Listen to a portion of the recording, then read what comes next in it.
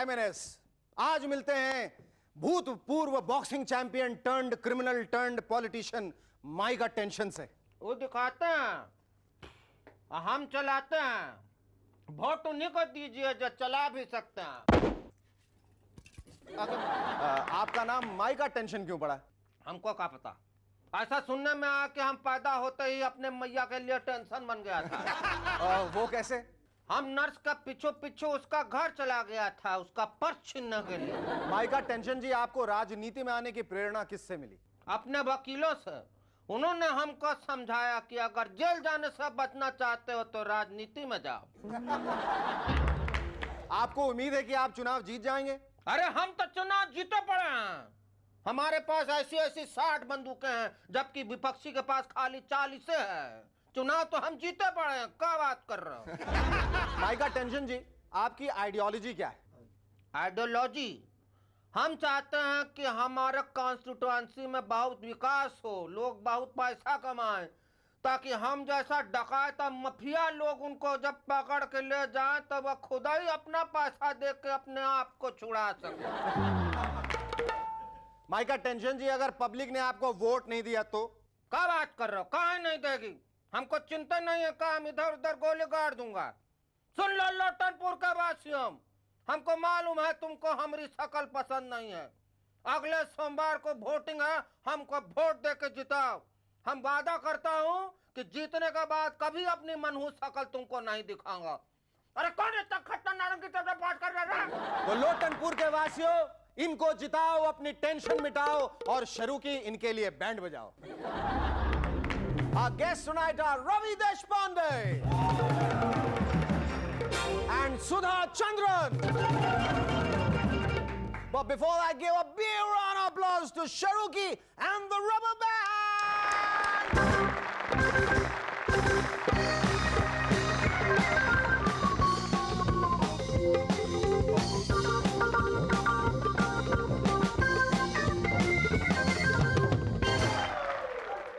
Hi, I'm back.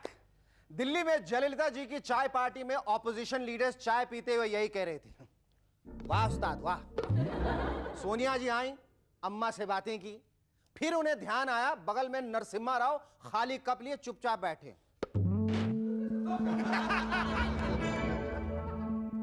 Sonia जी ने पूछा, अरे राव साहब, आप अभी तक पॉलिटिक्स में खाली कप लिए बैठे? राव साहब बोले, मैं तो कब से टाटा की चाह मांग रहा हूं, सीबीआई वाले देते ही नहीं। तभी अम्मा को जमीन पे एक कॉकरोच दिखाई दिया। स्वामी जी चिल्लाए, बाय जॉर्ज, ये तो फर्नांडिस साहब का जासूस है। अम्मा ने कॉकरोच को निशाना बनाया, पैर उठाया और थम से जमीन पे जो पटका तो ऐसा भूकंप आया कि पूरी दिल्ली और पूरा यूपी हिल गया।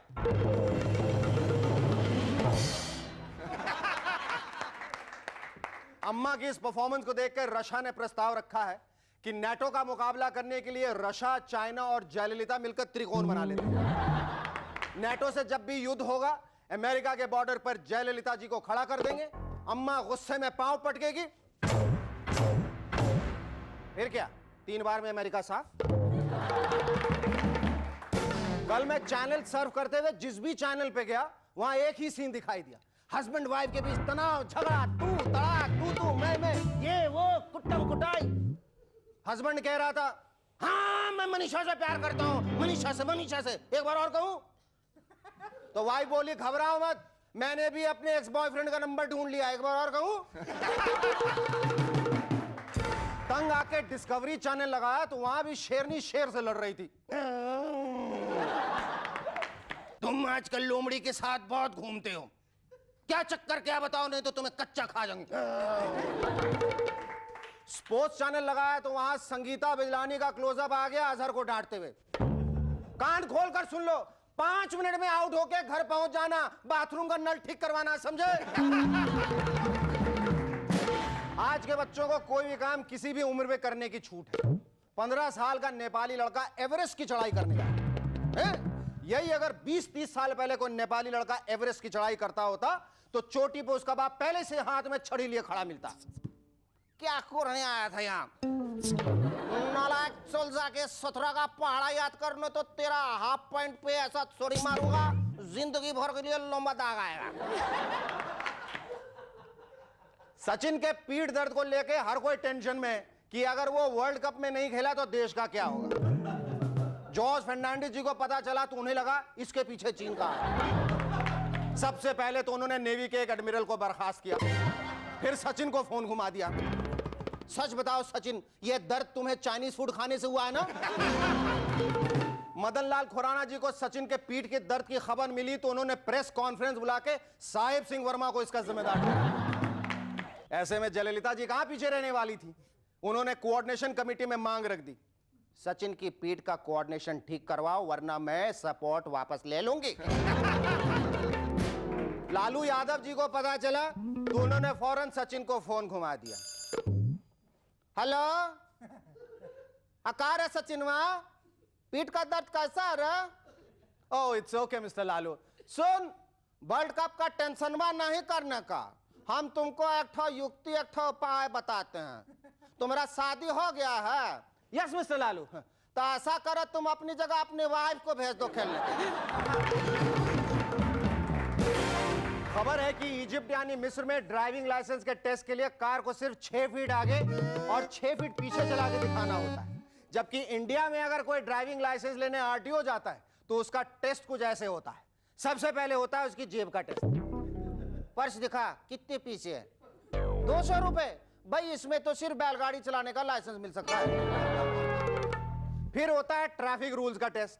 हाँ भाई, संभावित चालक, अब मान ले कि तू कार चलाता आ रहा है और सामने साइकिल वाला आ गया, तो उसे लेफ्ट से टक्कर मारनी चाहिए कि राइट से?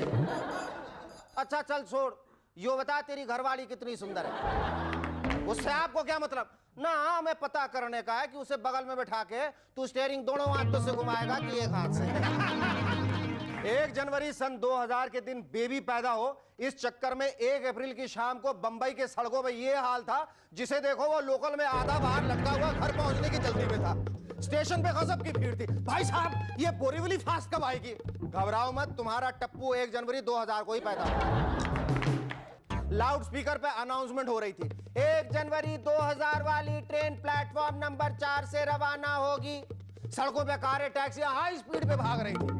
ट्रैफिक पुलिस ने जगह जगह बोर्ड लगा रखे थे, कृपया गाड़ी तेज मत चलाइए, 2 जनवरी को होने वाला बच्चा भी आपको ही पापा बुलाएगा।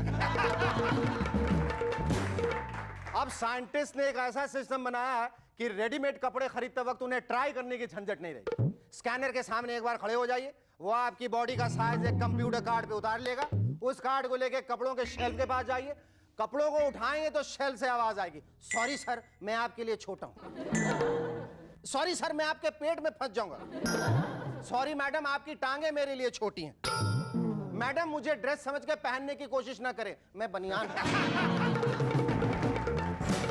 Our first guest on M&S tonight is the man behind some of the most successful ad campaigns lately.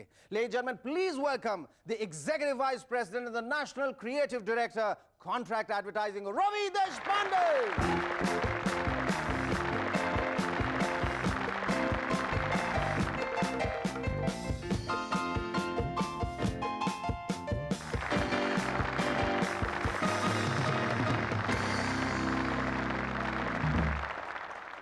Thanks for coming on the show, Ravi. अब हमें एडवर्टाइजिंग की जरूरत नहीं पड़ेगी, पब्लिसिटी अपने आप हो जाएगी। Since you have come on the show. Thank you. अच्छा, tell me, ये जो एडवर्टाइजिंग फील्ड में जो लोग रहते हैं, उनका एक बड़ा ही खास इंटेलेक्चुअल लुक रहता है। एक बियर्ड रहती है, अधपकी सी,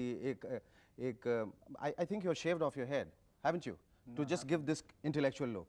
Does it happen that कि ऐसा inculcate किया जाता है, ऐसा हो जाता है, क्या होता है? And why do people from the advertising field look so intellectual? I think it's a kind of glow that you develop thanks to the number of things that you have to keep soaking in, you know, and coupled with the fact that you tend to get very lazy in life, so the beard grows and everything sort of Tell me, Ravi, what's so exciting being in this field? What's the great excitement? What is that sends the adrenaline up? The greatest excitement is there's a challenge every day. You probably thinking about a corporate company on one day. Another day you're sort of thinking about an ad for chiclets, or on another day you're thinking for ad for consumer durables like a motorcycle or a refrigerator. So it. So basically it's the concentration is कि बड़ी-बड़ी कंपनियों को कैसे पकड़ा जाए. ऐसा तो नहीं होता है. What have you been your favorite campaigns? In terms of the ones that we worked on. Yes, yeah. I would say Chiclets. Chiclets, yes. Sunny Zip, Cadbury's Picnic, Living Jeans, and so on and so forth. कौन सबसे पहले सोचता है इसके बारे में जब product आपके पास आता है या जिसको आपको पुश करना है? Who thinks of it first? How to push it and the punch lines and you know? It basically gets broken down into two situations. One is what to say about the product, and then the latter is how to say. So we kind of have a team when it comes to what to say, where everyone is sort of called in, which is account management, planners, creative people, everyone, and anyone can spring up with the idea. Anyone. अच्छा मुझे एक बहुत ही funny और scary बात अभी पता चली है कि while you were in Amsterdam, somebody mistook you for Salman Rushdie and came and I said if you're going to be walking around the streets looking like Salman, so better beware. Ravi, you answered that after the break. Stay with us. We'll be back in a moment to chat some more with Ravi Deshpande.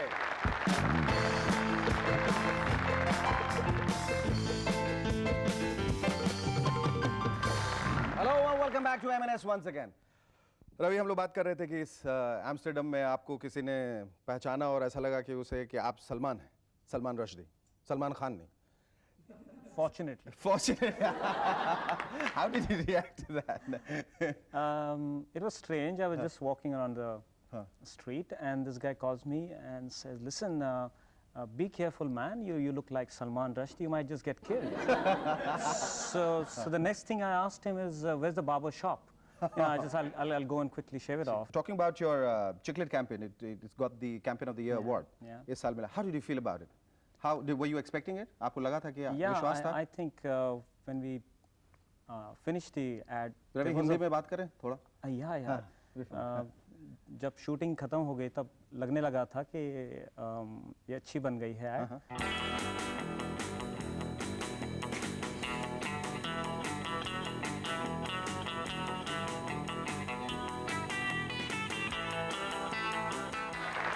Okay, I believe you're not into sports. You are a cricket buff, and you find poetry in cricket. I mean, I find it very prosaic, but that's another matter.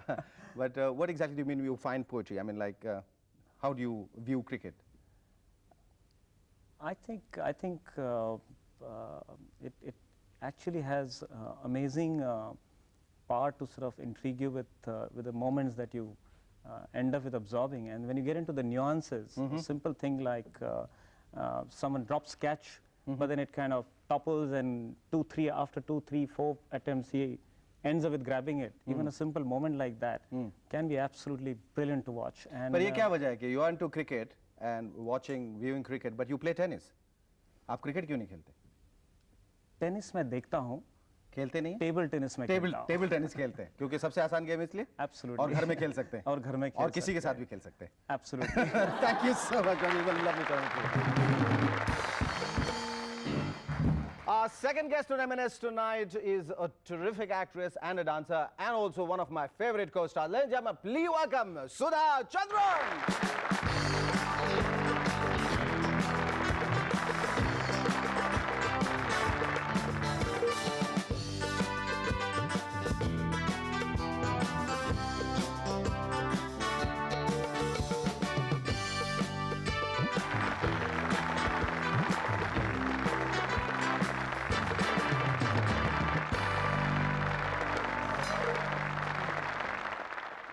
सालों के बाद बरसों के बाद सुधा हम लोग जो हैं वो एज कैरेक्टर्स एक दूसरे के सामने नहीं है. As Shekhar Suman, as Sudha Chandran. How do you feel now?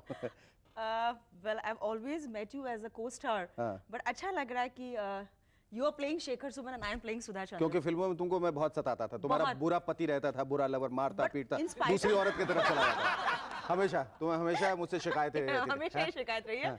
But I think with कभी इधर कभी उधर you played a lovely पति. प्रिया, ये क्या पागलपन है? ये पागलपन नहीं है, ये मेरा शौक है. पर मेरे लिए तो शॉकिंग है. मेरी चुनौती है. पर मेरी तो पनौती है. मुझे सुधा चंद्रन की तरह A1 डांसर बनकर दिखाना है. प्रिया, ये मत भूलो कि कौवा अगर हंस की चाल चलने गया ना, तो कम्बख्त हमारा अपनी चाल भी भूल जाएगा.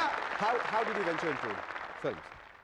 Well, actually, तुम इतना अच्छा नाचती हो, तुम्हें तो मतलब बिल्कुल उसमें ही फोकस करके रहना चाहिए था, नहीं? तुम्हें ऐसा लगता actually है? focus तो डांस पे ही था, but I met the accident, जैसे सभी जानते हैं, and then I came into news with the artificial limb.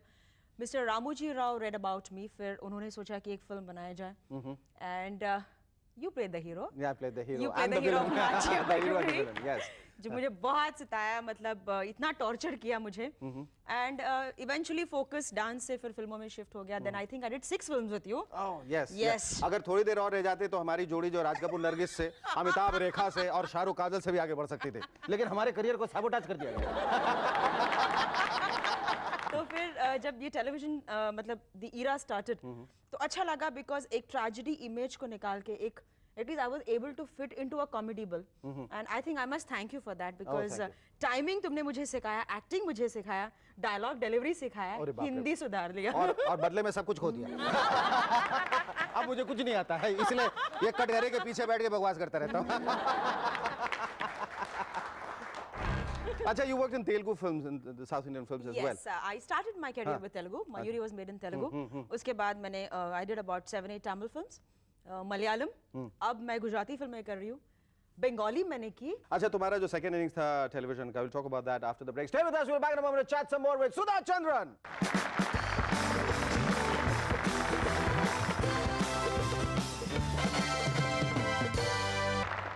Hello and welcome back to M&S once again. Okay, we're talking about your television career, your second innings.